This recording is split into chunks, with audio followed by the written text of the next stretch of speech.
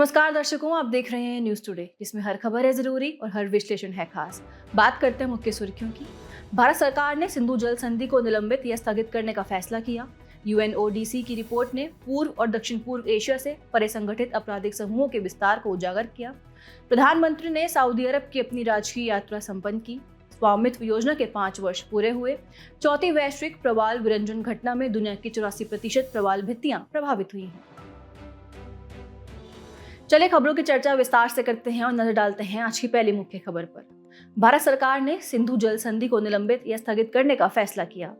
पहलगाम आतंकी हमले के बाद सुरक्षा मामलों की मंत्रिमंडलीय समिति ने सिंधु जल संधि को तत्काल प्रभाव से स्थगित करने का निर्णय लिया।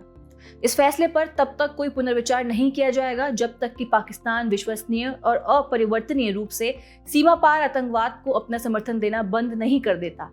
चलिए सिंधु जल संधि यानी IWT के बारे में समझते हैं। सिंधु जल संधि पर 1960 में भारत और पाकिस्तान ने हस्ताक्षर किए थे। इस संधि पर विश्व बैंक द्वारा मध्यस्थता की गई थी। तत्कालीन भारतीय प्रधानमंत्री पंडित जवाहरलाल नेहरू और पाकिस्तानी राष्ट्रपति मोहम्मद अयूब खान ने इस संधि पर हस्ताक्षर किए थे। इस संधि के मुख्य प्रावधान देखें तो पहला है नदी जल के बंटवारा। पूर्वी नदियां रावी, ब्यास और सतलुज का पूरा जल भारत बिना किसी रोक टोक के उपयोग कर सकता है। वहीं पश्चिमी नदियां सिंधु, झेलम और चिनाब का जल पाकिस्तान को आवंटित किया गया है। हालांकि भारत को विशिष्ट गैर उपभोग उद्देश्य से कुछ सीमित गतिविधियों की अनुमति प्राप्त है, जैसे नौवहन, लकड़ी आदि का परिवहन, बाढ़ सुरक्षा या बाढ़ नियंत्रण, मछली पकड़ने या मछली पालन से संबंधित गतिविधियां इत्यादि। फिर है डेटा का आदान प्रदान। जल प्रवाह और उपयोग के संबंध में प्रत्येक पक्ष द्वारा मासिक आधार पर जानकारी का आदान प्रदान किया जाता है। अगला है क्रियान्वयन तंत्र। इसके तहत स्थायी सिंधु आयोग का गठन किया गया है। दोनों देश से एक आयुक्त के साथ एक स्थायी सिंधु आयोग का गठन किया जाना आवश्यक है। इससे संचार के लिए एक चैनल बनाकर रखा जा सकेगा और यदि संधि की व्याख्या या इसके उल्लंघन से संबंधित कोई संदेह या विवाद हो तो उसे तत्काल हल किया जा सकेगा। साथ ही विविध मुद्दों से निपटने के लिए स्थायी सिंधु आयोग तटस्थ विशेषज्ञ और मध्यस्थता न्यायालय के माध्यम से त्रिस्तरीय श्रेणीबद्ध तंत्र का उपयोग किया जाता है। और आखिरी ये संशोधन करना। संधि के प्रावधानों को दोनों सरकारों के बीच इस प्रयोजन के लिए संपन्न विधिवत अनुसमर्थित संधि द्वारा संशोधित किया जा सकता है। चलिए अब केंद्रीय मंत्रिमंडल की सुरक्षा संबंधी समिति के बारे में जान लेते हैं। इसका कार्य रक्षा, कानून व्यवस्था तथा आंतरिक सुरक्षा से संबंधित मुद्दों से निपटना, आंतरिक या बाह्य सुरक्षा से संबंधित विदेशी मामलों को देखना, राष्ट्रीय सुरक्षा से संबंधित कार्यबल आवश्यकताओं की समीक्षा करना आदि है। साथ ही इसकी संरचना में प्रधानमंत्री अध्यक्ष के रूप में तथा रक्षा मंत्री, गृह मंत्री, वित्त मंत्री और विदेश मंत्री सदस्य के रूप में शामिल होते हैं। चलिए बढ़ते हैं अगली मुख्य खबर की ओर। यूएनओडीसी की रिपोर्ट ने पूर्व और दक्षिण पूर्व एशिया से परे संगठित आपराधिक समूहों के विस्तार को उजागर किया। संयुक्त राष्ट्र मादक पदार्थ एवं अपराध कार्यालय यूएनओडीसी की रिपोर्ट में इस बात पर प्रकाश डाला गया है कि पूर्व और दक्षिण पूर्व एशिया में अंतर्राष्ट्रीय संगठित साइबर अपराध समूह अब इस क्षेत्र से बाहर भी फैल रहे हैं। ऐसा इसलिए हो रहा है क्योंकि उन पर सरकार द्वारा सख्त कार्रवाई की जा रही है। आइए इस बदलते रुझान और यूएनओडीसी रिपोर्ट के मुख्य बिंदुओं पर एक नजर डालते हैं। पहला है दक्षिण पूर्व एशिया में अंतर्राष्ट्रीय संगठित अपराध। उदाहरण के लिए म्यांमार में सिंथेटिक ड्रग उत्पादन, मेथाम्फेटामाइन का उत्पादन बढ़ना। अगला है भौगोलिक विस्तार। अब ये समूह पूर्व और दक्षिण पूर्व एशिया से अफ्रीका, दक्षिण एशिया जिसमें भारत भी शामिल है, मध्य पूर्व, प्रशांत द्वीप, यूरोप, उत्तरी अमेरिका और दक्षिण अमेरिका तक फैल गए हैं। उदाहरण के लिए मार्च 2025 में बड़ी संख्या में भारतीय नागरिकों को म्यांमार के मायावाड़ी स्थित स्कैम केंद्रों से वापस भारत लाया गया था। तीसरा है नए अवैध ऑनलाइन बाजारों का उदय। उदाहरण के लिए दक्षिण पूर्व एशिया में ह्यूयॉन गारंटी हाओवोंग नामक टेलीग्राम आधारित मार्केटप्लेस दुनिया के सबसे बड़े अवैध ऑनलाइन मार्केटप्लेसेस में से एक के रूप में उभर रहा है। चलिए अब ऐसे में साइबर धोखाधड़ी और संगठित आपराधिक समूहों OCGs के बीच संबंध भी देख लेते हैं। इसमें पहला है साइबर अपराध में OCGs का शामिल होना। उदाहरण के लिए नए ऑनलाइन आपराधिक बाजारों जैसे इंटरनेट गैम्बलिंग का फायदा उठाने के लिए सूचना और संचार प्रौद्योगिकी ICT का उपयोग किया जाता है। दूसरा है OCGs का और अधिक पेशेवर होना। उदाहरण के लिए ये समूह अब मेलवेयर, डीपफेक और अन्य AI संचालित प्रौद्योगिकी सेवाओं का उपयोग कर रहे हैं। चलिए खबर में आगे बढ़ते हुए आपको इस रिपोर्ट में की गई मुख्य सिफारिशें भी बता देते हैं। राजनीतिक जागरूकता और इच्छा शक्ति को बढ़ाना, विनियामकीय फ्रेमवर्क को मजबूत करना, प्रवर्तन एजेंसियों की परिचालन क्षमता बढ़ाना, परिचालन क्षेत्रीय सहयोग को आगे बढ़ाना आदि। वहीं अन्य संबंधित सुर्खियों को देखें तो हाल ही में नीति आयोग ने डिजिटल गिरफ्तारी आधुनिक युग की साइबर धोखाधड़ी शीर्षक से एक लेख प्रकाशित किया। आखिर में चलिए ये जानते हैं कि डिजिटल गिरफ्तारी या डिजिटल अरेस्ट क्या है। डिजिटल अरेस्ट एक साइबर अपराध तकनीक को दिया गया नाम है। इसमें स्कैम का उद्देश्य भय, छल और धमकी का उपयोग करके पीड़ितों से धन की मांग की जाती है। इसमें स्कैम करने वाले लोग अपने आप को कानून प्रवर्तन अधिकारी बताते हैं। इसके तहत ये गिरफ्तारी करने, बैंक खाते को फ्रीज करने और पासपोर्ट रद्द करने की धमकी देते हैं तथा पीड़ितों को कानूनी कार्रवाई से बचने के लिए जुर्माना या सिक्योरिटी डिपॉजिट जमा करने के लिए मजबूर करते हैं। अब सवाल यह है कि ऐसा क्यों होता है। पहला है मानव मनोविज्ञान और सोशल इंजीनियरिंग। इसमें भय जैसे कानूनी कार्रवाई की धमकी, फर्जी लॉटरी जीतने का उत्साह या फर्जी आपातकालीन धन की मांग की इमरजेंसी जैसी भावनाओं का शोषण किया जाता है। फिर है कमजोर साइबर सुरक्षा उपाय, उदाहरण के लिए कमजोर पासवर्ड और क्रेडेंशियल्स का उपयोग करना। तीसरा है तेजी से विकसित हो रही साइबर अपराध तकनीकें। साइबर अपराधी लगातार अपनी विधियों को अपडेट और सुधार कर रहे हैं। चौथा है डिजिटल भुगतान और वित्तीय धोखाधड़ी का जोखिम, जैसे फर्जी यूपीआई रिक्वेस्ट और क्यूआर कोड आदि। पांचवा है डार्क वेब और साइबर अपराध नेटवर्क। अपराधी चोरी किए गए डेटा आदि को खरीदते और बेचते हैं। इसके अलावा सशक्त साइबर कानून एवं प्रवर्तन का अभाव है। प्रधानमंत्री ने सऊदी अरब की अपनी राजकीय यात्रा संपन्न की। प्रधानमंत्री ने भारत सऊदी अरब रणनीतिक साझेदारी परिषद यानी एसपीसी की दूसरी लीडर्स मीटिंग की सह अध्यक्षता की। चलिए सबसे पहले इस बैठक के मुख्य परिणामों को समझते हैं। पहला, भारत सऊदी अरब एसपीसी का विस्तार कर इसमें 2 नई मंत्रिस्तरीय समितियां शामिल की जाएंगी। एक समिति रक्षा सहयोग पर और दूसरी समिति पर्यटन एवं सांस्कृतिक सहयोग पर गठित होगी। एसपीसी में पहली 2 मंत्रिस्तरीय समितियां हैं, एक राजनीतिक, कौंसुलर और रक्षा सहयोग पर तथा दूसरी अर्थव्यवस्था, ऊर्जा, निवेश और प्रौद्योगिकी पर। दूसरा, वर्ष 2024 में गठित निवेश पर संयुक्त उच्च स्तरीय टास्क फोर्स यानी HLTF ने भारत में 2 रिफाइनरियों की स्थापना पर सहयोग करने पर सहमति व्यक्त की। तीसरा, शांतिपूर्ण उद्देश्यों हेतु अंतरिक्ष गतिविधियों, स्वास्थ्य और डोपिंग रोधी शिक्षा एवं रोकथाम के क्षेत्र में सहयोग के लिए समझौता ज्ञापनों पर हस्ताक्षर किए गए। साथ ही भारत और खाड़ी सहयोग परिषद यानी GCC के बीच मुक्त व्यापार समझौते FTA तथा द्विपक्षीय निवेश संधि पर वार्ता में तेजी लाने पर सहमति हुई। चलिए अब नजर डालते हैं भारत सऊदी अरब संबंधों की मजबूत नींव पर। आर्थिक सहयोग के मामले में भारत सऊदी अरब का दूसरा सबसे बड़ा व्यापारिक साझेदार है।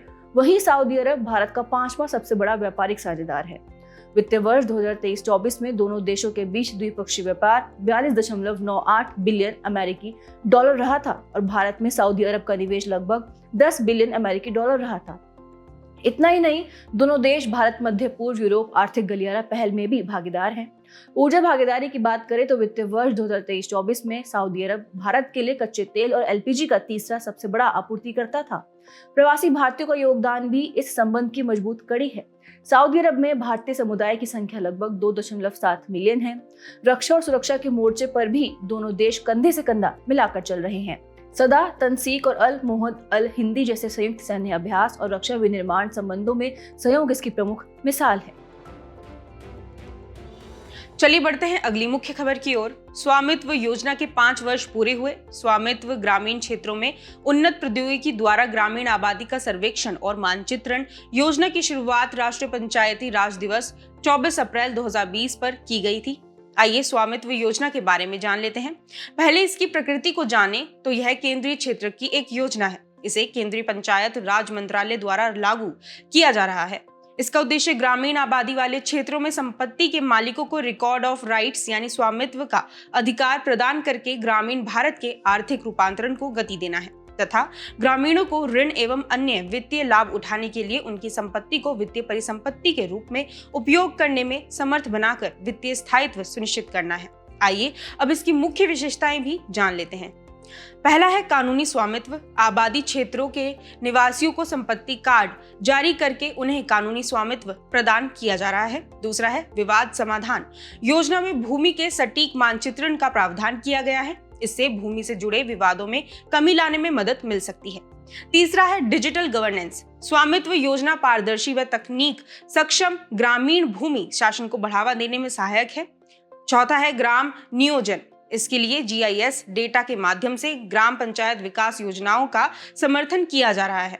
अब अगर हम इसकी प्रमुख उपलब्धियों को देखें तो ड्रोन सर्वेक्षण के तहत अब तक 3.20 लाख गांवों में 68,122 वर्ग किलोमीटर क्षेत्र का सटीक भू सर्वेक्षण किया जा चुका है। साथ ही 1.61 लाख गांवों के लिए 2.42 करोड़ से अधिक संपत्ति कार्ड जारी किए जा चुके हैं। इसके अलावा पूर्ण कवरेज हासिल किया गया है। लक्षद्वीप, लद्दाख, राष्ट्रीय राजधानी क्षेत्र दिल्ली, आंध्र प्रदेश, मध्य प्रदेश, उत्तर प्रदेश और छत्तीसगढ़ में सभी लोगों को संपत्ति कार्ड जारी किए जा चुके हैं। चलिए खबर को समाप्त करने से पहले स्वामित्व योजना के प्रमुख घटक भी जान लेते हैं। ग्रामीण क्षेत्रों में उन्नत प्रौद्योगिकी द्वारा ग्रामीण आबादी का सर्वेक्षण और मानचित्रण को देखें तो पहला है निरंतर संचालित reference station CORS network. CORS network सटीक जियो रेफरेंसिंग, भू सत्यापन और भूमि सीमांकन के लिए महत्वपूर्ण है। अगला है ड्रोन सर्वेक्षण। भारतीय सर्वेक्षण विभाग द्वारा ड्रोन सर्वेक्षण तकनीक के जरिए ग्रामीण आबादी वाले क्षेत्रों का मानचित्रण किया जा रहा है। तीसरा है सूचना, शिक्षा और संचार IEC गतिविधियां। योजना के बारे में जागरूकता फैलाने के लिए सूचना, शिक्षा और संचार IEC गतिविधियां शुरू की गई हैं। चौथा है ग्राम मंथन ऐप। यह ग्राम पंचायत विकास योजना GPDP के लिए स्थानिक योजना उपकरण है। पांचवा है स्वामित्व डैशबोर्ड। यह स्वामित्व योजना की कार्यान्वयन की रियल टाइम प्रगति की निगरानी करता है। और छठा है परियोजना प्रबंधन। राष्ट्रीय और राज्य स्तर की परियोजना प्रबंधन इकाइयों PMUs द्वारा किया जा रहा है। बात करते हैं अंतिम मुख्य खबर की। चौथी वैश्विक प्रवाल विरंजन घटना में दुनिया की 84% प्रवाल भित्तियां प्रभावित हुई हैं। वैज्ञानिकों ने पुष्टि की है कि वर्तमान में चल रही चौथी वैश्विक प्रवाल विरंजन यानी कोरल ब्लीचिंग घटना अब तक की सबसे तीव्र और व्यापक घटना है। ये घटना 2023 में शुरू हुई थी तथा मार्च 2025 तक जारी रही। इस विरंजन स्तर के हीट स्ट्रेस यानी गर्मी से हुए तनाव ने दुनिया की 84% प्रवाल भित्तियों को प्रभावित किया है। यद्यपि इससे पहले की 1998 की घटना ने 21%, दूसरी 2010 में घटित घटना ने 37% तथा तीसरी 2014 से 17 की घटना ने 68% भित्तियों को प्रभावित किया था। चलिए अब जानते हैं प्रवाल यानी कोरल या मूंगा और प्रवाल विरंजन के बारे में। प्रवाल अकशेरुकी यानी रीढ़ विहीन जीव है जो बडिंग नामक प्रक्रिया द्वारा निर्मित पॉलिप्स के समूह में रहते हैं। बडिंग की प्रक्रिया में मूल पॉलिप स्वयं की प्रतियां बनाता है। प्रवालों को आमतौर पर या तो कठोर प्रवाल यानी रीफ बिल्डिंग कोरल और मुलायम प्रवाल के रूप में वर्गीकृत किया जाता है। कठोर प्रवाल कैल्शियम कार्बोनेट स्राव के माध्यम से विशाल रीफ संरचनाएं बनाते हैं। साथ ही प्रवाल का जुजेंथिली नामक शैवाल के साथ सहजीवी संबंध होता है। शैवाल प्रकाश संश्लेषण के जरिए प्रवालों को पोषण प्रदान करते हैं। वहीं प्रवाल विरंजन की घटना तब होती है जब समुद्री सतह के तापमान यानी SST में निरंतर वृद्धि के कारण जुजेंथिली अपने पोषक या होस्ट को छोड़ देता है। इसके परिणाम स्वरूप प्रवाल रंगहीन या सफेद हो जाते हैं जिसे प्रवाल विरंजन या कोरल ब्लीचिंग के नाम से जाना जाता है। यदि ये स्थिति लंबे समय तक बनी रहती है तो इससे प्रवालों की बड़े पैमाने पर मृत्यु हो सकती है। अब प्रवाल भित्तियों के महत्व की बात करें तो पहला है जैव विविधता हॉटस्पॉट। प्रवाल भित्तियां समुद्री प्रजातियों के लगभग 25% को आश्रय और भोजन प्रदान करती हैं। दूसरा तटीय संरक्षण, प्राकृतिक ब्रेकवाटर के रूप में कार्य करती हैं जो तटीय क्षेत्रों को तूफान, अपरदन व बाढ़ से बचाता है। और आखिरी है आर्थिक मूल्य। पर्यटन, मत्स्य और तटीय संरक्षण के जरिए प्रवाल भित्तियों से वैश्विक स्तर पर अनुमानित $10 ट्रिलियन का आर्थिक लाभ होता है। खबर के अंत में प्रवाल संरक्षण प्रौद्योगिकियों के बारे में भी जान लेते हैं।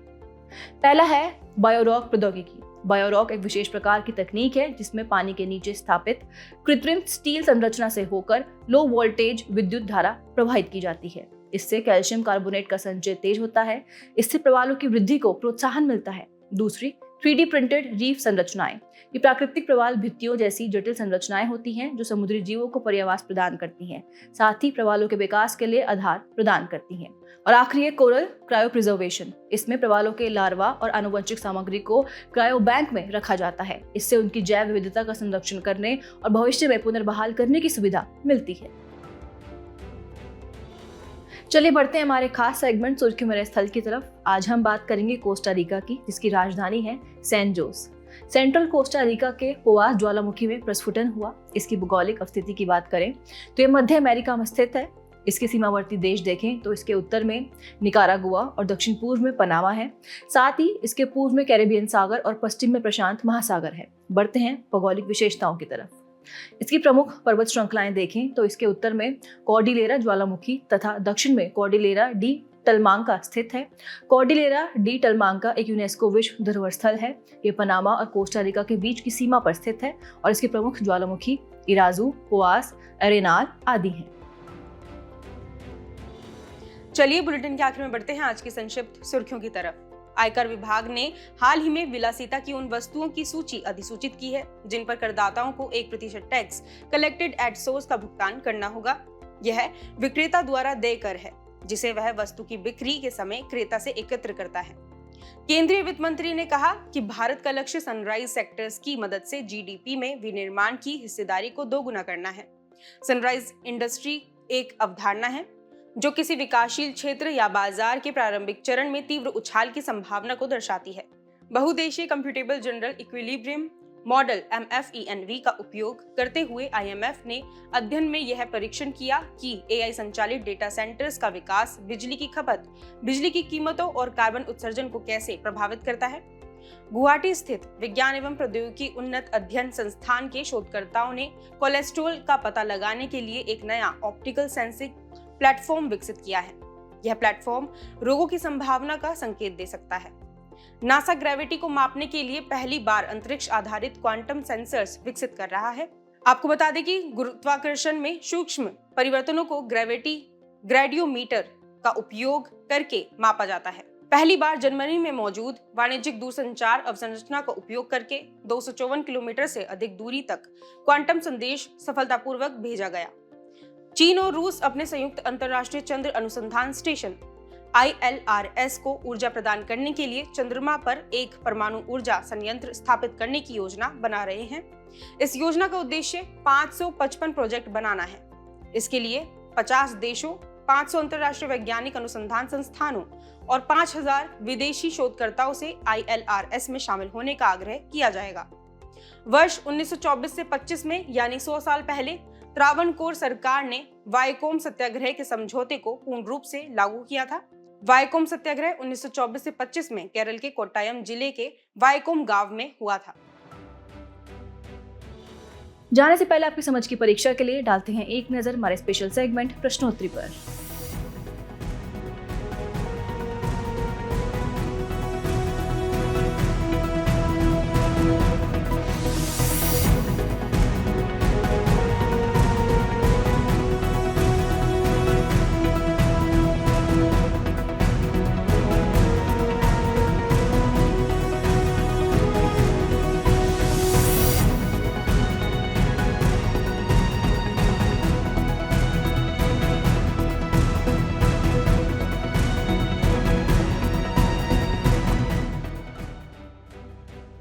हमसे जुड़ने के लिए आपका धन्यवाद। उम्मीद है न्यूज़ टुडे का यह बुलेटिन आपको पसंद आया होगा।